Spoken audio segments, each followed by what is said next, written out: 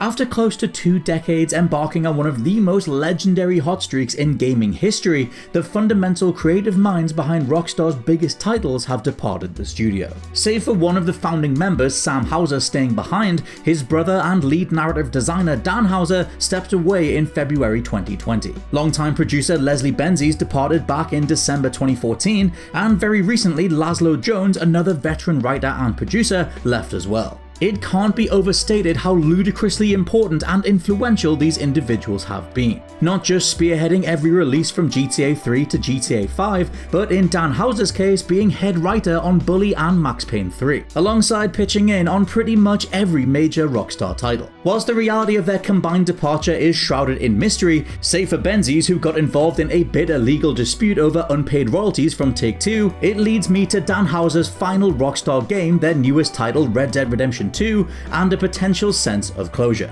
Now, I am going to go into full-on theory territory here, but the connection between Red Dead 2's core thematics and messaging lines up perfectly with a reputable veteran of the industry hanging up their hat. I'm Scott from WhatCulture.com, and this is why Red Dead Redemption 2 is about the death of Rockstar. For the longest time, Rockstar's games have had a problem. It started way back in 2008 with GTA 4, and the company's first real attempt to get away from that bad boy image that came from the first 3D GTAs, Bully and Manhunt. Essentially, the studio were growing up. Founders Sam and Dan Houser, alongside Leslie Benzies, Laszlo Jones, and a regular team of creatives, were now in their 30s. As many people do when aging through this period where the last vestiges of immaturity die off and the real you takes hold, they were no doubt assessing the legacy of Rockstar as a studio. Dan Houser later noted to The Guardian in 2012 that with GTA 4, after years of aping films like Scarface and Boys in the Hood with Vice City and San Andreas respectively, it was time to move on and do our own thing. GTA 4's push for realism was an attempt to, and I quote, make a world that feels like it exists. The old graphics were far more cartoony because that was all we could do, so the story and the writing needed to be as well. It's all about tone. What we're aiming for is to make everything consistent. The whole game should feel like an integer where everything is balanced against itself and all bits are equally good. Interestingly though, it's these older, more quote-unquote cartoony games that became the signature element of early Rockstar. GTA catapulted Stephen Bliss's iconic box art into millions of households, and Bully was pretty much a Little Rascals game, or something like the Beano made playable. Total Gorefest Manhunt actually originated in the envelope-pushing 90s, coming back into development across the 2000s as Rockstar could now use GTA's engine to bring it to life. Even the Warriors felt like a sure, why not style direction, and the game's animations embraced an over-the-top sensibility as you launched opponents through fences and windows, delivering roundhouse kicks and brutal slam finishes. Dan's later comments make it feel like the team had to go down this rounded-out, hyper-coloured look for the most part, but they were clearly relishing this experimental rebel period as well. Things like San Andreas being developed with multiple sex scenes or bondage minigames showed a willingness to push boundaries. And Sam Houser's leaked email regarding an adults-only patch that would quote-unquote unlock the darkness after launch says it all.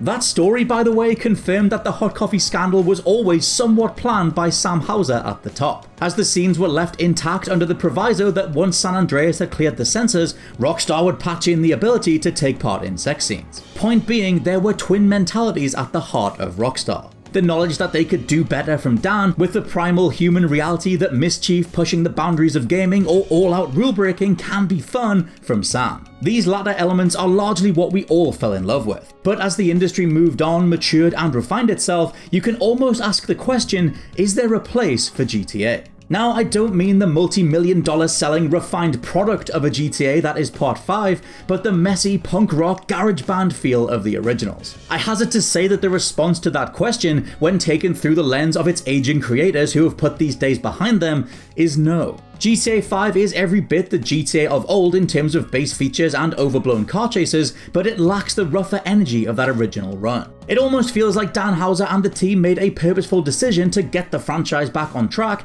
after the divisively received GTA 4, and that came with the realization that Grand Theft Auto does have limits as a creative outlet. Enter Red Dead Redemption 2, a game that Dan Houser was lead writer on, and you have the swan song of a veteran writer for gaming's most notorious studio putting all his thoughts on the page. 2018's game is a huge, weighty, painful extrapolation on the death of lawlessness, of those who made their living dancing between moralities and exploring wanton nihilism. Arthur Morgan's journey is one of maturity and in many ways spiritualism, as he writes in his journal and talks about a new world of regulations being bizarre and off-putting. As America changed its ways to incorporate judicial systems and a clearer-cut notion of right and wrong, so too has the gaming industry moved away from the likes of Carmageddon, State of Emergency, Postal, or Manhunt. Red Dead 2 is one last hurrah for the cowboys, the rule breakers, and those who want to play Rockstar games to rack up wanted levels and cause chaos. Pre-tuberculosis Arthur Morgan routinely beats people up for money, robs trains, or throws a few punches down the local saloon before ending the night 3 towns over with a killer hangover. He's the embodiment of reckless youthful abandon in a world that doesn't provide any penalty, and in many ways it's the last time we'll see that old school Rockstar spirit made playable. Fascinatingly though, the close of Red Dead 2 makes a 50-50 judgment call on how you played. Get in the top half with enough honour accrued from not robbing people or slaughtering at will, and Arthur will pass away in relative peace on a mountaintop watching the sunrise. Land in that bottom half though, and Morgan gets put down like a rabid dog, screaming at antagonist Micah Bell as he's ready for it all to be over. In pretty stark terms, Dan Houser's final comment on his own legacy is writ large right here.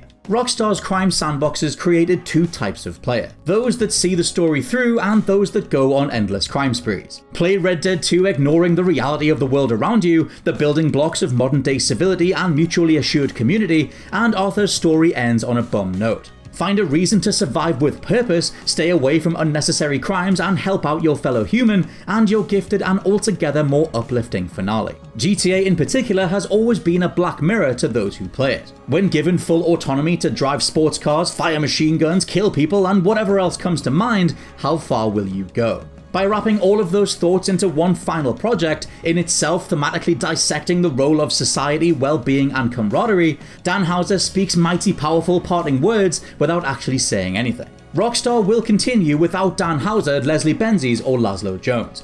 It just won't be the same. Publisher Take-Two now have a vested interest in keeping GTA 5's online component front and center. Being their profit from its mode alone was a cool $300 million across 2019. Today, GTA as a franchise is GTA Online. Where the 2000s saw GTA 3, Vice City, San Andreas, GTA 4, Liberty City Stories, Vice City Stories, and 2 sizable add-ons for GTA 4, the 2010s has been GTA 5, its own re-release, then GTA Online for the remaining 6 years. Even GTA 5's single-player DLC was cancelled, and Rockstar's logo appearing before the PS5 reveal only meant that GTA Online will still continue onto next-gen hardware. With no overarching creative forces in lead writing or producer positions anymore, you're left kinda like Arthur Morgan reminiscing about the past. About a time where GTA hadn't hit its glass ceiling, and a group of youthful designers stumbled onto a genre that would change gaming forever. Along the way, they broke many rules and wrote others in stone, actively changing the industry for the better and giving us many of the best games of all time.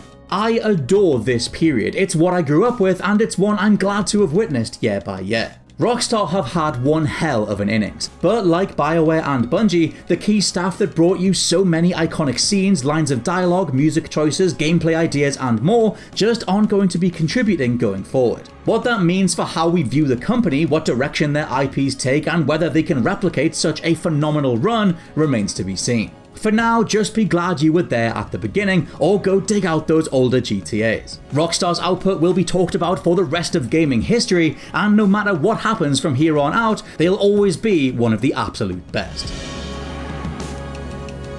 For now, let me know what you think down in the comments below. Have you been a lifelong fan of Rockstar, and have you noticed some changes over the years?